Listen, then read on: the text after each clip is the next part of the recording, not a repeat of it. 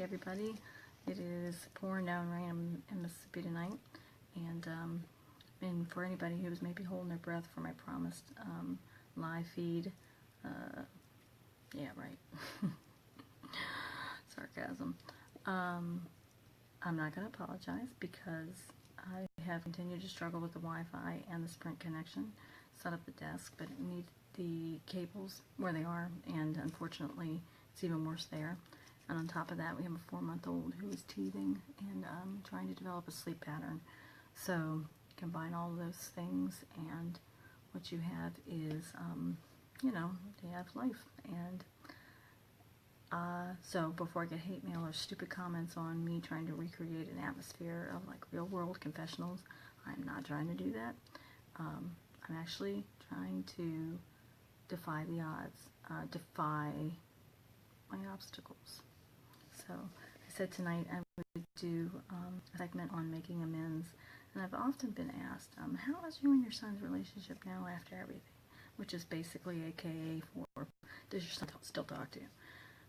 And of course he does. And the relationship is really no better or not than it was before, because we're very similar people. So we have our lively debates about things, and that's not changed much at all. However, I will say that off and on through the years, there's been times where things have come up about the past or about something that's happened, and I am very uncomfortable about it. I want to, you know, change the subject, move on. And I can hear it in his tone, you know, I can see it in his mannerisms or his sarcasm. And coming to stay here with them a couple of times. We've been, you know, over dinner, we're talking about an old story or whatever. And inevitably something will come up about something from that time. And I was always quickly to want to change the subject and try to remind him of all that I did right, you know, especially if the point he's bringing up is something that's been brought by, like, you know, an ex or something, and I'm not going to say any more than that. And you want to quickly, you know, you're like, wait a minute, you know, I was the one that was working 10 hours, and I was the one that was, you know, coming home and feeding and clothing, whatever, and you really wanted to defend that place that you were in. But he sort of stopped me short, because even though it was uncomfortable and you want to quickly jump to do that, he said to me several times, Mom, I wouldn't be the person that I am today. I wouldn't be the father that I am or the husband that I am if I hadn't had those experiences. They showed me what to do, what not to do, and they toughened my character and gave him empathy, things that he says that he didn't have prior to all this. I beg to debate him on that, because he was still the child that, you know, 3 or 4 years old, was crying on the choir scene for The Color Purple. And I think he'd have found his way regardless. And if I could, I would go back and change every bad thing, because the truth is, when my daughter was born, it's funny because my grandfather was dropped off as not an orphan, but abandoned by Scottish immigrants. And he was raised by a woman who sexually abused him, and then he went on to have 6 children. One of those was my mom, and he physically abused them, physically abused his wife, sexually abused my mother, and was just a horrible alcoholic. I could go on, but that's a story in and of itself. And then enter my mom, who left home at 14, and then got pregnant with me, had me by 17, and was not abusive in the least. I didn't know my father because he died when I was a baby, but between her and my stepfather, they were more friends than parents, but they were never abusive, and they were always loving, and I felt love, and I felt, I never felt scared, you know. But that was the parenting style that I knew, the friendly, friendship type. And then my mother passed away from, as knows, from the canal accident where they drowned. And then for many years, because someone told me that she had abused drugs or that she was using drugs, and that was the fault for the accident, I blamed my mom. And then when I found out that it wasn't the case, it was so much just a freeing emotion, a sadness for ever feeling that way towards her. She was completely sober. And so was her husband, my stepdad, who actually stayed behind and died with her. He actually held her in his arms because she couldn't swim out. He could, He held her in his arms, and he died there with her. That was the position that they were in. So, having been raised by my grandparents, essentially, I had these two dual ideas of what parenting is like. So I went off on my own little tangent, and I never wanted to ask anyone for advice, but I remember thinking, as I was 18 when I had Kirsten, going into 19, and I worked, went to school, would load up a stroller to get on the bus and go to the grocery store. I didn't want a man in my life at all. And I remember thinking, there's nothing that will ever come between me and this child. There was nothing that will ever take my attention from this child. I will never do anything to hurt her. And then came along my son, and years later, and I felt identically. There is nothing that will keep me from this child. And I lived up to my word, and I went to work, and I worked 10-hour days, and I, got them everything on a Christmas list, and I hugged them and kissed them and helped them with schoolwork, and, all the good things that you're supposed to do, and fed them and clothed them and whatnot. But I did have a parenting style that was very much more like the parent than or more like the friend than the parent, and that was not my fault, and I've learned to forgive myself for that. That was the example that I had. But nonetheless, when these things happened, and my daughter then was harmed, and then I struggled with an addiction after an accident and had no coping skills, and one thing led to another. Before you know it, I'm writing prescriptions, and before you know it, I'm selling pills, which in essence makes me a drug dealer. To look back on those things and how they affected the kids, even when at the time when I was thinking I'm self-medicating, it's not affecting them, not really. Looking back on it now and thinking, how could I be so selfish? I don't have words for it, but you cannot live, in yesterday. You cannot live burdened by guilt. And I'll never forget, because I'm looking at my parenting style, and then I see my son, and how absolutely perfect he is, he and his wife, with his child, and realizing that each generation gets better than the last, as we seek to improve, upon the mistakes of the past, and it's really down to cause effect, and that everything they're going to do for that child, everything that they're going to do, yet and still, she could go out into the world and someone could do something that could be the cause, and the effect could be something. But we're going to seek to do everything we can to protect them. But we can't worry about that. We have to worry about what we can do, what our choices are, if that's all we have any impact on. So looking at that and looking at the future that child is bound to have fills me with happiness, because at some point somebody is supposed to have a perfect child, or at least that's what we hope. How he took those experiences, and instead of being angry, yes, I know that he has moments of doubt. Yes, I know he still probably thinks, can we trust mom not to do drugs? Can we trust mom to do this or not do this or whatever? I know that these things come up. He's human. And it is painful for me. I remember one time someone asking me, it's actually been asked me a lot, when I made some bad decisions with relationships or whatever. I remember them asking me, do you think you that you are responsible for your daughter and that you deserve this? And I remember thinking, why would you ask me that question? Maybe you think I deserve it. Maybe that's what you think. And funny enough, I think subconsciously it wasn't. They were onto something, but they were wrong. What it was is that I didn't feel guilty about necessarily I knew it was a cause effect, and I felt accountability, but I felt more guilt about going on and being happy and living without her. I felt more guilt for being able to have these experiences with my son and not having her here. Loneliness. Feeling like I need to serve out the rest of my life with penance of not being happy. And whether I purposely choose or not, I'm still going to struggle with happiness for the rest of my life, because there is that large hole in my heart. But I have to do the best I can. So when it comes to making amends, it's about accountability, but without the burden of so much guilt that you can't go on, because that's when I get stopped. And my son was so insightful. He said one day, we were talking about it, and he said, well, that's kind of the background to an addiction anyway, isn't it? Is that they're feeling so much guilt or so much pain from something, and then it makes it harder for them to continue or to get better. And I remember him saying that, and I remember thinking, wow, it's a lot of insight for a young man. and how he's turned this around. I never saw him as being a morning person. And now that person who's never a morning person is showing me an example of how it's done. He's up and out the door by 4 a.m. It shows me that anything is possible. And he's going to have the life that he deserves and the life that he's working for. Which brings me to the next thing, the power of positive thinking, right? I make a lot of mistakes. I make them all the time because I have a hot temper. And I'm also very sensitive. And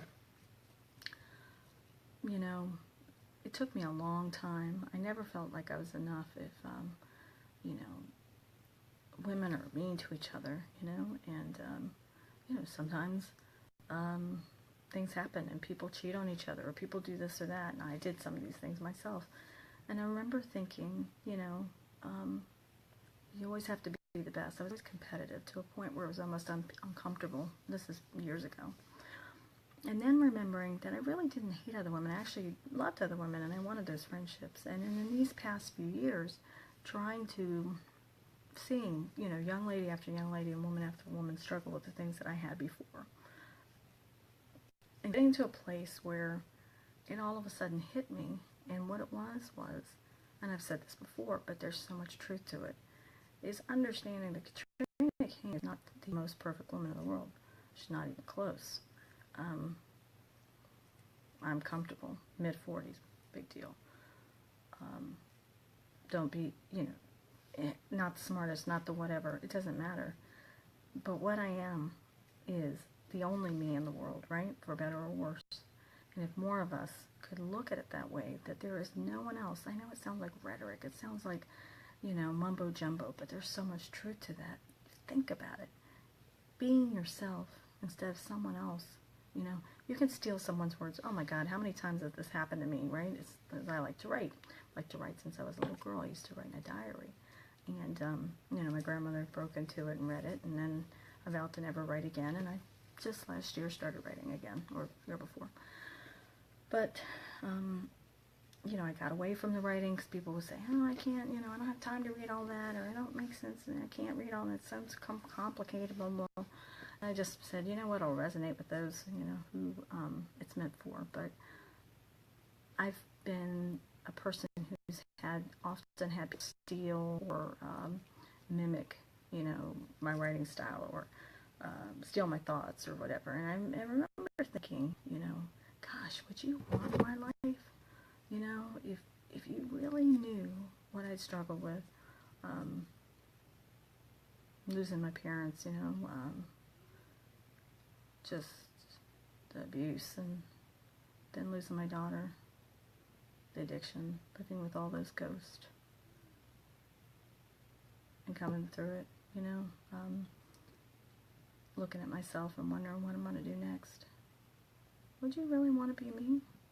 I would certainly hope not. I would hope that you want to learn from my mistakes, but I would hope that you would want to be you. As far as I'm concerned, I was picked by God to be this person that I am, and you were picked by God to be the person that you are. Sharing your best gifts is you, sharing you, and sharing your best ideas is sharing what's inside your head, not what I or someone else do, you know, or not by knocking something that someone else does. I see so much drama. It is the absolute hallmark of addiction, right? Is chaos and ADD, whatever we want to call it. We have to be on the go. We have to be on the go. And I know, I'm like, I can talk on it because that's me, right? But I'm thinking of positive ways, and I look at things and I read things and I see all the negativity. I see people trying to find fault in others. I see people trying to knock others. And you wonder why. Why are you doing this? Why are you doing this? Especially when you know what it's like to have walked my walk, especially in addiction. You've been there, then why would you want? Would you want to hurt the way that you hurt someone else? Would you want someone to talk about you the way that you're talking about someone else? Would you want someone to judge you at your worst, coming right out of addiction, or still struggling with the patterns of addiction? You know, maybe you're not addicted to drugs anymore, but maybe you're still addicted to behaviors, because the mindset of addiction doesn't stop or start with the actual substance. It's much more complicated than that. So it is all about a mindset, a lifestyle that only you can change. So negativity when it comes to support of others, and I worry about the message being watered down. I won't lie to you. Not watered down, oiled down, destroyed. I don't know many other causes, whether it's cancer or anything else, where people are fighting amongst each other. You don't ever see that. You don't ever, so stop comparing it to cancer and diabetes, because you know what? We're not acting like the cancer and the diabetes advocates are. We're not even coming close. We are making fools of ourselves, and then we are letting people down. A whole new generation of people who are dying, we're letting them down because we're not standing up for ourselves, because we are so caught up in the worst enemy of mankind, ego. You can have self-esteem and still have humility. You can have accountability and still have no guilt, okay? There is balance there. You can tell someone, hey, I don't want you sending me messages on Messenger or calling me at 3 a.m. and saying, hey, baby, when I don't even know you. You can do that, okay? And still say, you know, this whole thing about embracing light and dark or whatever, that's fine, but that's not my problem, okay? You can do those things and still be doing the 12 steps, following the Bible, whatever it is your program is. And when I say program, just, you know, rock bottom. I like to talk about that, rock bottom. Like I hit the true rock bottom where you lost everything except the sun, my son, and the dress on my back. So many people throw that word rock bottom around, you know. It's the trigger words, rock bottom, triggers, working a program, whatever. And they're important words, but what's your message behind the words, right? Why do you do what you do? They're not just words. What's behind those words? Until you figure that out, you're not going to get well. You may not be addicted to drugs anymore, but you're still going to have a dysfunctional life. You're going to constantly be in chaos. And I say that respectfully because having been someone that walked the walk, I've always wanted more, but has definitely dealt with that. I can say it from a place of experience and a place of strength because I moved through it. And I know and I believe with all my whole heart that there is goodness in everyone. The difference is whether you'll embrace that goodness or whether you're even interested in embracing it. And that really is the difference. I don't know it all, you know, as I say all the time. And there's some people who don't like my style. And I've come to accept that that's going to happen. And I kind of have a clue. I think I know why. There's some people who believe that there's a vanity to owning your story and moving through it. They would rather see you down and defeated. And they would rather see you holding your head down. They would rather see you crying regularly. And because I've moved past that, for the most part, I'm owning my life, you know, that makes some people uncomfortable. That's really not my problem. That's really them and how they see things. It would be like me as a woman trying to tell another woman how to dress. Is it really the way that woman's dressing, or is it really just my uncomfortableness with whatever? And I have to be responsible for my feelings, not for what she's wearing. That's her issue, okay? She wears what she wants to wear. This is the United States of America. But I've come to accept that there also may be a piece of that is about authenticity, right? And for those who don't feel that I'm authentic, there are those that can feel it and don't like it and don't want it. They don't want to be part of that. But I want to be someone who stands up for that every day. And I wake up every day and I remind myself of, you know, Katrina, humility tempered with self-esteem. Both you need balance, yin and the yang. And to be a person who is walking through the process of learning, and one of those things would be personal inventory. If you want, and everyone walks the 12 steps, right? Everybody's working that program, they say, but they're not taking their personal inventory. They're taking everyone else's personal inventory. Well, you tell me how. How do you think you get from A to B if you can't do it. It's hard. It's hard stuff. And the truth is that it's much easier to talk the talk than it is to walk the walk. It is hard to walk the walk. It is not fun, actually. It would be more fun, probably, or at least to keep you busy, to be caught up in the drama, to be caught up in the bad, I'll give you an example. So, you're going to cheat on me, I'm cheating on you, stuff like that, kind of stuff, It's, I say fuck you, you say fuck me, I've been there. That's me all the way. I will not pick a fight with you, but I will finish it. That was me in my relationships. And it is sometimes, the best thing to do is to decide that you are not going to do it, because it takes you to a level that is not too far from the place that you were before. And the only difference is, you may not be using drugs, but you're still in a very unhealthy state of mind and an unhealthy lifestyle. So I read this devotional regularly. And today we got, I'm walking the walk, as by the way, I have a young man, AJ, who sent me a prayer box, and he sent me some books to read an example for writing my own book. And I started writing, and have written a story or article for young ladies that I'm going to get out tomorrow. But I always said, pain was my best, or I told myself, pain, I think every person in history said that pain is the best, it's the creative, the fuel for creativity, right? Or for exploring your mind and being the most honest that you can be, opening your heart. I'd like to get to a place where I'm not relying on pain to tap into that, and I'm working on that a lot. So today's devotional, going into 17:18, but we'll just go ahead and make for today, for the 18th. It says, I am with you. These 4 words are like a safety net, protecting you from falling in despair. Because you are human, you will always have ups and downs in your life experience. But the promise of my presence limits how far down you can go. Sometimes you may feel as if you are in a free fall when people or things you have counted on let you down. That happens to me fairly regularly, and it is painful. Because you know what? I keep believing in the best in man and woman. And sometimes I feel like an idiot. I won't lie to you. I'm like, you know what? I like the old Katrina. I like the old Katrina so much better. She was more fun. She was sexier. She was a badass, And I felt safe because my walls were up. So often I say I don't like this new version at all. I don't like her because no matter what I do, still going to get talked about, still going to get judged. Why am I doing this? I don't want to do this anymore. Why am I being this person? I don't want to be this. I don't want to say the word, but you know what I mean.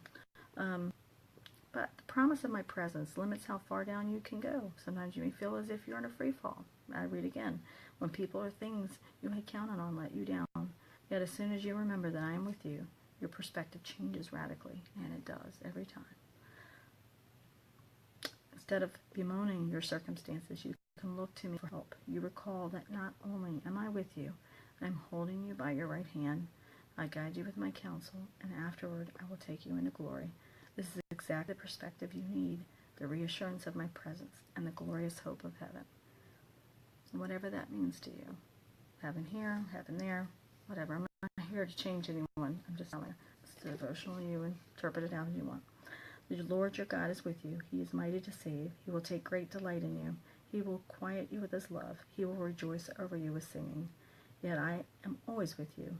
Hold me by my right hand. You guide me with your counsel, and afterward you will take me into glory. Whom have I in heaven but you? And earth has nothing I desire besides you. My flesh and my heart may fail, but God is the strength of my heart and my portion forever. Psalms. And it is true. My strength fails. My flesh fails. When I think about the girl I used to be, I remember how it never worked out for me. It never did. And that's why I ended up, I was in a winning place with my relationships. So much so that I was self-medicating to end the pain. If I had it all together, then how did that happen? I never found love. I didn't know love because I didn't allow love. It was painful. And then when I went through the pain of it, I said, see, that's the reason I don't like that stuff, and I don't want any part of it. I'd rather be this other person. Other women, you know, they see me as changed or older or whatever the hell. And you're like, they need to reassure themselves. You know where it comes from, but it doesn't make it easier, you know? So it's so hard, so hard, so hard.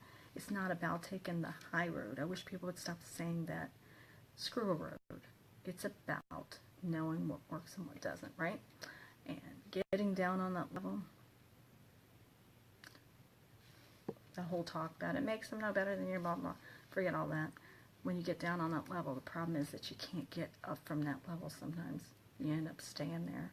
You slip so far down, you can't come back up. So when you've made it up here, don't go back down here, because you may not be able to climb back out of that. So maybe that'll help you when you think about perspective, because I know sometimes all of that stuff seems so empty. Well, they're just jealous. You're just like, you know, but know this, you can't be responsible for someone else's issues with themselves. And when they do the things they do, it isn't about taking a high road or a low road or forgiveness, and it's about knowing that sometimes when you slip backwards, you have no way to get out of that hole that you enter. So knowing the darkness that you've been in, climbing out of it, sanity would be to go backwards, to defy it at all loss and all costs. And it means looking at others, trying to bring others down, jealousy, insecurity, negativity, chaos. So everybody have a good night, and my connection's going weak, so I'm going to roll out. That's my sign to be done. Prayers and blessings to everybody. And, you know, say prayers for me if you would. Signal issues, this, that, and the other. But I'm going to keep doing this. I'm going to keep doing it. I'm a woman. I'm not, you know, a dude with a fan base. And, you know, and I don't care what men say to me or don't say to me. I don't want your messages and your calls at 3 a.m. trying to pick me up. I've got a message, and I've got a message for everyone, but I got a message for women and for young women. And I hope that you'll listen to me and not make me someone that you discard just because I'm a female.